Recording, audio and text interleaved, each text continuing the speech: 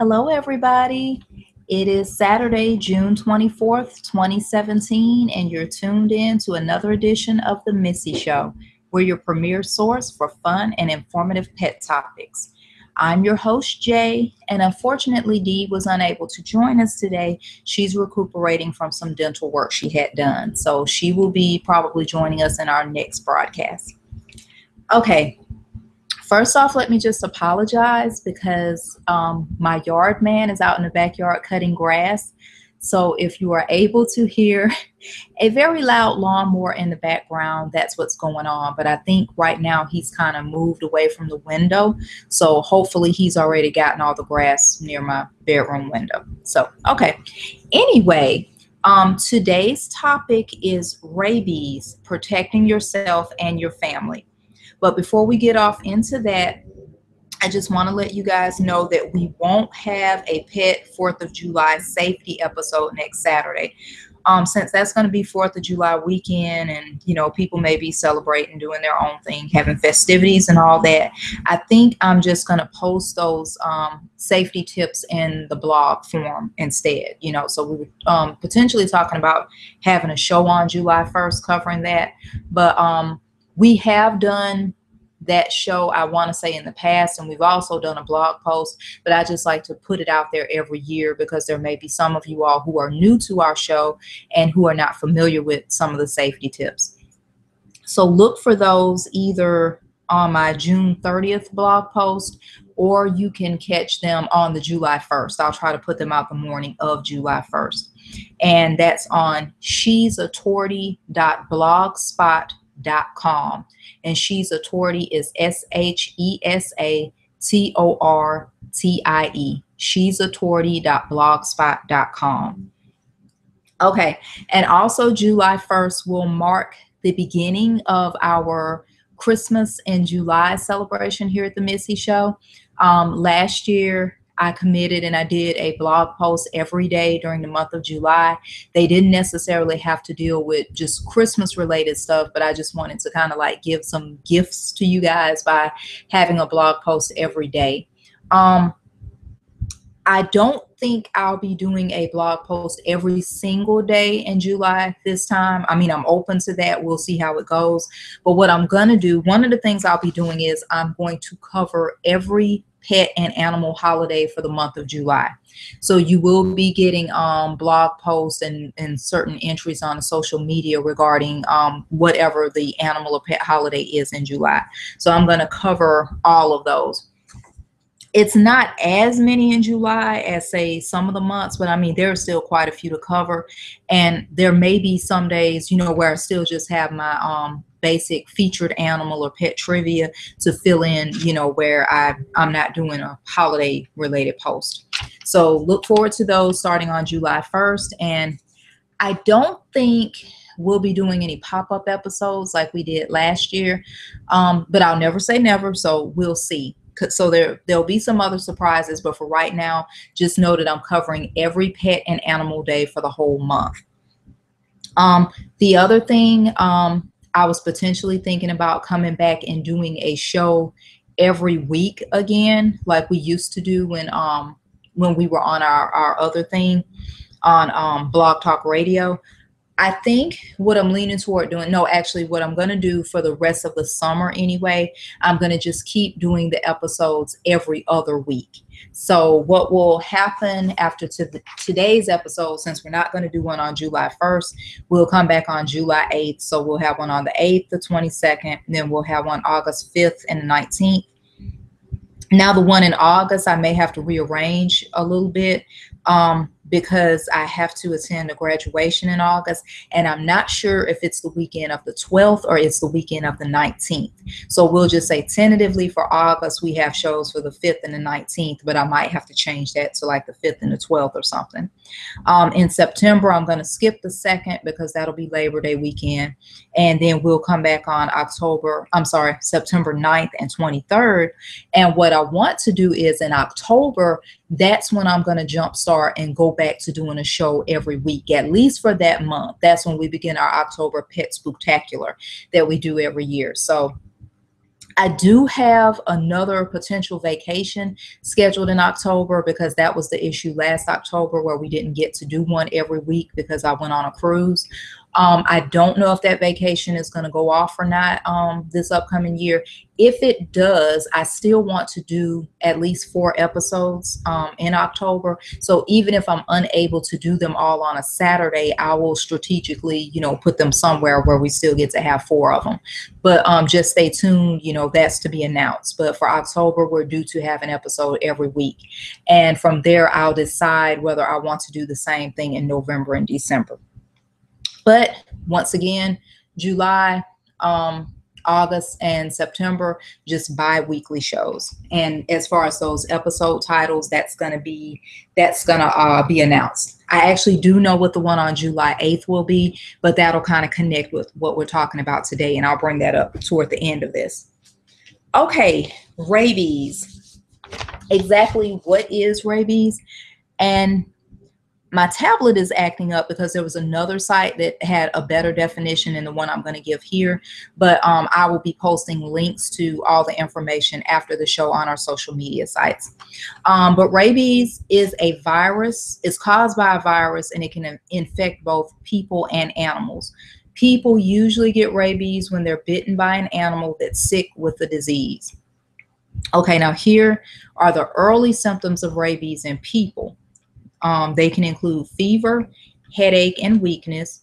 And as the disease gets worse, symptoms may include difficulty sleeping, anxiety, confusion, tingling sensation, usually at the site of the bite, excitation, hallucinations, agitation, and salivating more than usual. So that's not just in dogs, like you're used to thinking about a rabid dog and they have all the excess saliva. That can also happen in humans with the salivating. Difficulty swallowing and fear of water. That's an interesting one. And they say usually death occurs within days of the onset of symptoms. This came from, I think this is from the actual CDC website, if I'm not mistaken. But basically with rabies, when the symptoms are already there, it's kind of, based on what I've been reading, it seems like it's kind of too late. You want to try to catch it before the symptoms start happening. So if you're bitten and you don't know whether that animal, especially a wild animal or even a stray dog or whatever, if you don't know if they have rabies, you still need to go ahead and get medical attention. And they may have to go ahead and treat you as though you do have rabies, especially if they can't get a hold of the animal that bit you. Usually if they can catch the animal that bit you, then they can test it. And if they can find out whether it has rabies or not, you may or may not have to get treatment. Okay, one of the ways that you can cut down on your risk or avoid rabies altogether is avoid wild animals. More than 90% of all animal rabies cases reported to the CDC each year occur in wild animals. Okay, now here are the main animals that get rabies, and that is raccoons, skunks, foxes, and bats. And on this other site, they actually give percentages, and it seems like raccoons are the main carriers. Like 32.4% of them have rabies. Or when you come across a rabid raccoon, not saying most raccoons have rabies, but they're the most common animals that have it. Bats would be the next common at 27.2%, skunks at 24.7%, and foxes at 5.9%. Let's see, what else did I want to tell you guys about that? So if you do come in contact with a wild animal, don't feed or handle them. So even if they seem friendly, don't just go walking up on a fox. Don't do that. Don't try to feed them. And also, if you see a wild animal acting strangely, report it to animal control because it may be exhibiting the symptoms of rabies. Now, as far as your family pets, you want to keep them healthy because sometimes you can get rabies through your own pet. Because if they are exposed to a wild animal, like especially if you have outdoor animals and they are allowed to roam outside of your yard, you never know what wild animal they may come into contact with, and they could have gotten bitten by a wild animal and you not know it. Um, on the CDC website, it says family pets and other domestic animals can get rabies if they're bitten by rabid wild animals. When rabies from wild animals spills over into domestic animals, the risk to people is increased because of our close contact with pets. In general, pets have a higher risk of coming into contact with wild animals that may have rabies than we do. Cats, dogs, and ferrets that have not gotten their rabies shots and are exposed to rabies must be quarantined for 6 months or put down because of their risk of getting rabies after the exposure. And this was interesting too. They say cats actually contract rabies, I think the most common, more so than dogs and I guess ferrets too. So cats. So you always want to make sure that you're up to date on your vaccinations for your pets. You know, definitely let them get those rabies shots. It says visit your vet with your pet on a regular basis and keep rabies vaccinations up to date for all cats, ferrets, and dogs. Let's see. Of course, maintain control of your pets by keeping cats and ferrets indoors and keeping dogs under direct supervision when outdoors. Spay or neuter your pets to help reduce the number of unwanted animals that may not be properly cared for or vaccinated. Because, you know, getting your shots for your animals, sometimes that can be expensive. So you definitely don't want a cat or a dog who's not spayed or neutered just kind of popping out all these litters, you know, because then you also have to get those puppies or those kittens vaccinated too. And if you know you don't have that kind of money, it's just cheaper and just much better just to have the one pet you have, get them fixed. That kind of handles all that. If you see any stray animals in your neighborhood, and we sort of had this issue because you just see these dogs running around unattended, it is best to call animal control to remove them. I mean, sometimes you do feel bad about that because you don't know whether it's just a neighbor's dog somewhere in the neighborhood and they just let their dogs go, which I don't understand why you would just have your dog unattended, just running through the neighborhood like that. You're sort of asking for trouble when you do that. And some of you guys out there may actually participate in this, but it's really not a good idea. If your dog needs exercise, get a leash, you go with them and walk them through the neighborhood. Because a lot of times, you know, if they're just stray animals just running around, people will call animal control, and it sort of makes sense because these animals may not be vaccinated. Don't feed or water your pets outside, and keep your garbage securely covered because, you know, raccoons, they love getting in garbage and all that stuff. So you cut down on your risk of drawing rabid raccoons if you keep your garbage can securely covered. Let's see.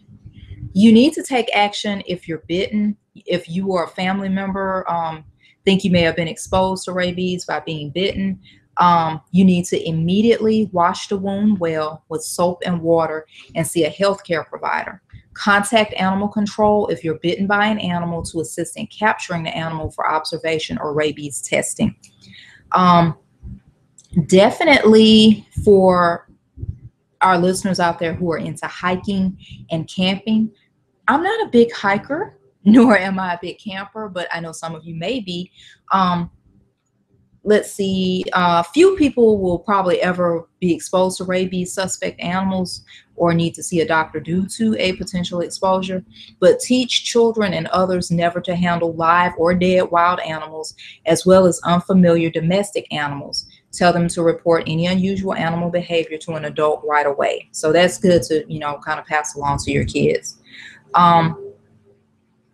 On the CDC article, they go on to say that some people might have concerns about the presence of bats in locations such as camps.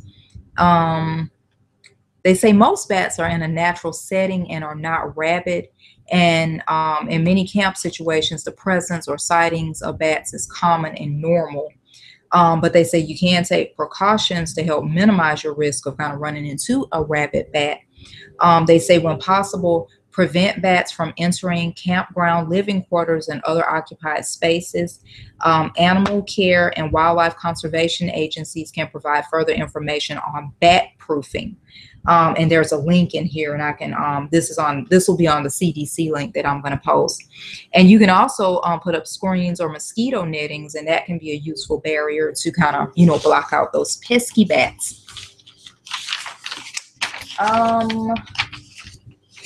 That was, and that's some pretty good information, but I found some other sites that were even better, and like I said, I'll post those. I'm jumping over here to this other one. I wanted to see here, there was some other things I wanted to mention to you guys. In 2013, it says that there was a reported amount of rabies cases numbered to be about 5,865. Let's see, and of those rabies cases, 4.2% included cats, which kind of ended up being 247 cases. 1.5% included dogs, which was about 85 cases. So it's a pretty big difference there. The American Association of Feline Practitioners, the AAFP, reports that since 1980, more cases of rabies have been reported in cats than in dogs in the United States. Let's see, I'm trying to see here some other information you guys may know that the other site did not tell you. And just to stress again, just make sure you do immunize your cats and dogs, because that's basically the only buffer between wildlife and us as humans. So make sure you have your pets vaccinated.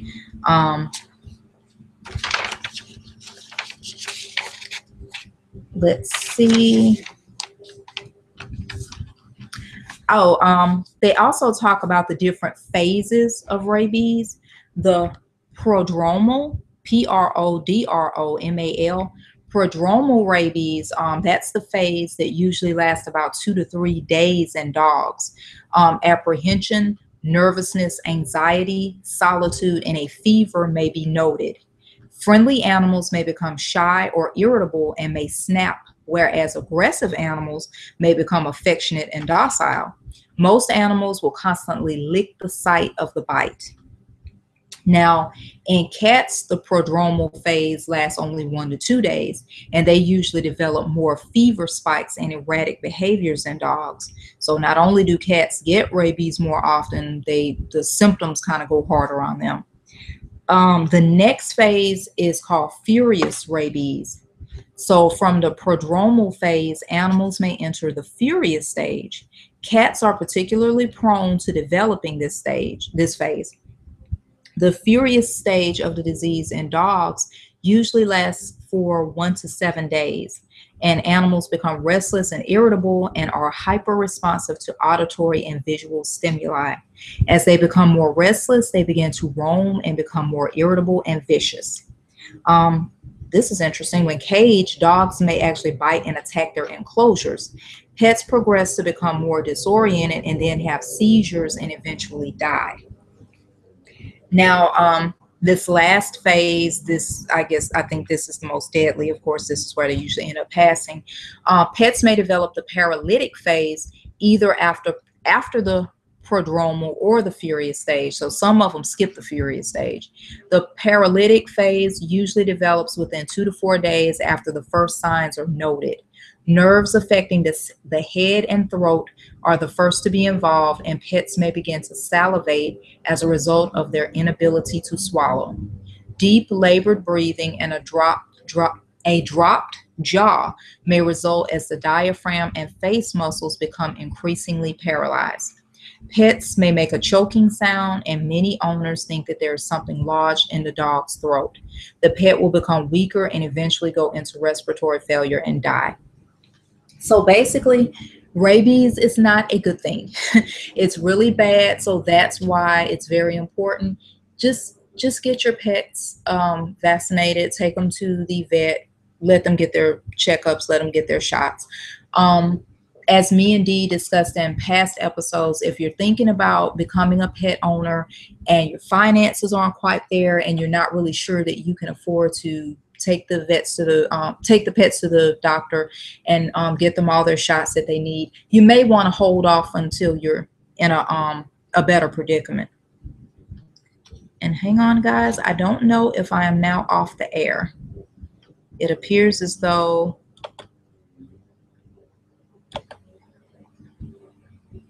okay, I may not be on the air anymore. And I'm just going to keep talking just in case. I'm just looking here. Okay. Okay, sorry about that. My screen went away. Okay. So let's just try to avoid having to go through that, because once they're at a point where the symptoms are showing, it's already too late. I read that there are some cases where some pets do survive, but that's very rare. Mostly once they're in the phase where they actually have the rabies and the symptoms are already showing up, it's too late at that point.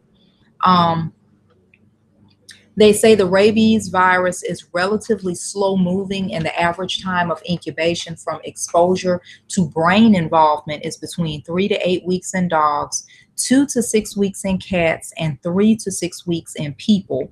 However, incubation periods as long as 6 months in dogs and 12 months in people have been reported.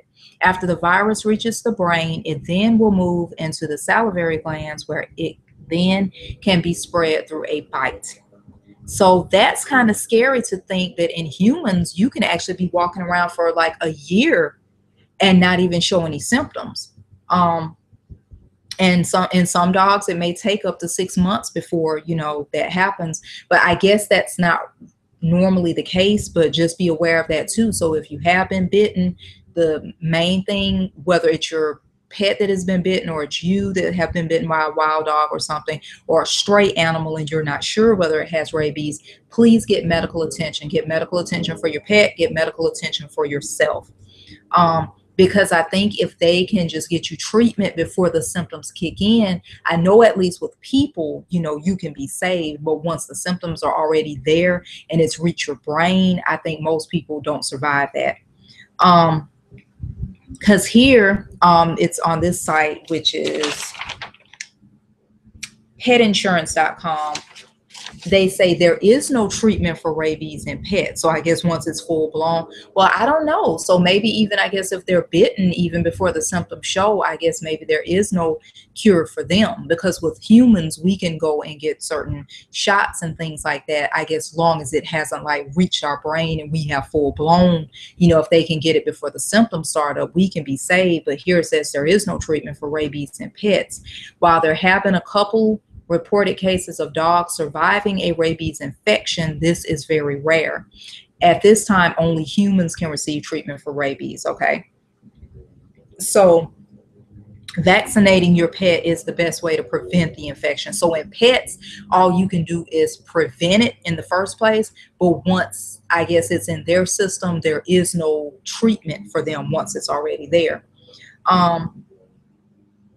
And I think rabies vaccinations, they say for dogs, it's mandatory in all states.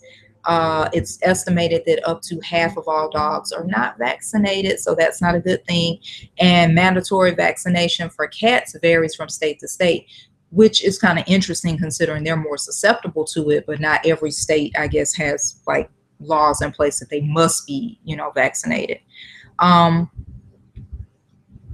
And they say they're more likely to be infected with the raccoon strain of rabies also,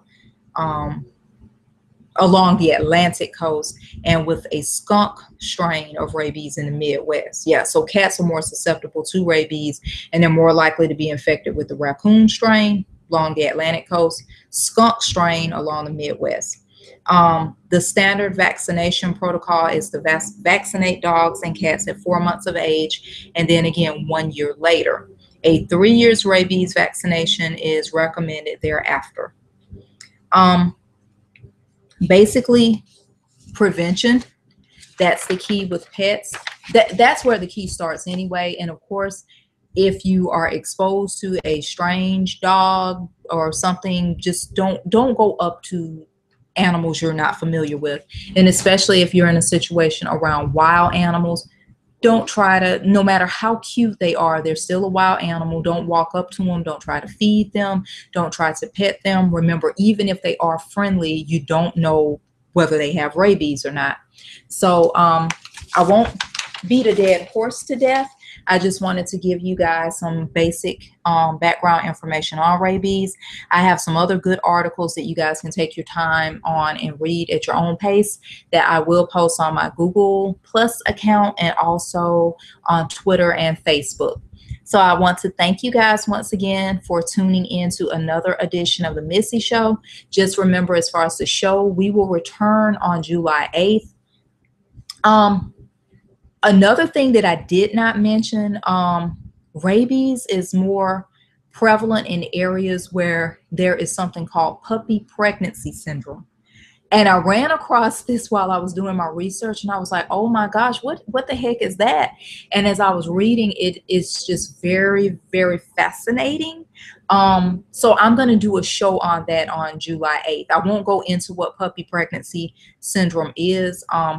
I'll just say, for somebody who has a psychology background, it is just really fascinating that people would actually believe this, but and not even coming from a condescending place. I mean, it's just really fascinating that this exists out there. But tune in July 8th if you guys want to find out about puppy pregnancy syndrome, because I'm still doing research about it, but based on what I've read today, very, very fascinating. So stay tuned, and like I said, we'll have some more blog posts coming up this last week in June, but be sure to check us out on July 8th, and we will have those 4th of July pet safety tips for you guys, either on our June 30th blog post, but more than likely on the July 1st blog post.